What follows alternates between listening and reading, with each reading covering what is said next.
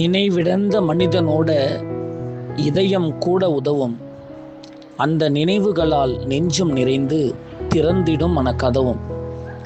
அழகாய் ஒளிரும் கண்விளக்குகள் கருவில் 5ஆம் மாதத்தில் ஏற்றப்பட்டது.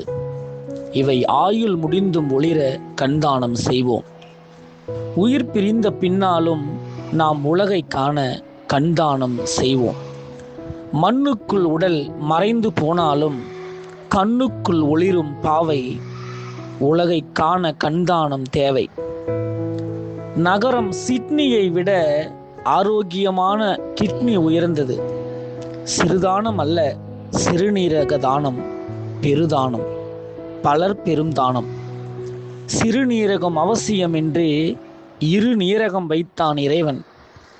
ஒரு பிடி சாம்பல் ஆகும் உடலை மறுபடியும் உயிர்ப்பிக்கும் தானம். ஆம், சிறுநீரக தானம். தானத்தில் சிறந்தது இரத்த தானம். நித்தம் எவருக்கோ நிச்சயம் இது உலகில் வேணும். கண்மூடும் வேளையிலும் மண்மூடும் உடலை தானம் செய்வோம். அதற்காக நம் மனதை நிதானம் செய்வோம்.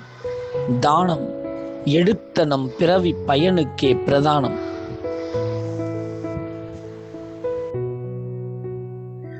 வணக்கம், என் பேர் அஜய் காட்வில், மக்கள் தொடர்பு அதிகாரி, கிராண்ட் கேர் ஹாஸ்பிட்டல். இன்று பிப்ரவரி 14, 2026 தேசிய நன்கொடையாளர் தினம்.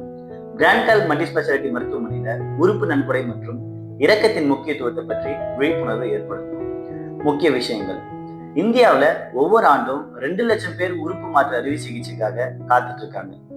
ஒரு உறுப்பு நன்கொடையாளர் 8 உயிர்களை காப்பாற்ற முடியும். உறுப்பு நன்கொடை என்பது உயிர்களை காப்பாற்றும் ஒரு இரக்க செயல். நமது உறுதிமொழி: உறுப்பு நன்கொடை பற்றிய விழிப்புணர்வை ஏற்படுத்தணும். நன்கொடையாளர்களுடைய குடும்பத்துக்கு நம்ம ஆதரவா இருக்கணும். உறுப்பு மாற்று மற்றும் அறுவை சிகிச்சையை மேம்படுத்தணும். நீங்க என்னெல்லாம் செய்யலாம்? ஃபர்ஸ்ட், நீங்க உறுப்பு நன்கொடையாளர்களா ரெஜிஸ்டர் பண்ணணும்.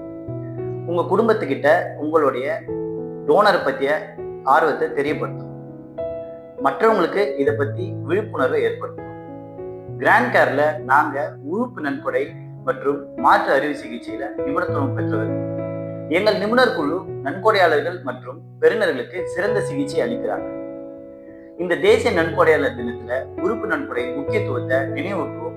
ஒரு உயிரை காப்பாற்றுங்கள், ஒரு நன்கொடையாளராக இருங்கள். நன்றி. Grand Care hospital.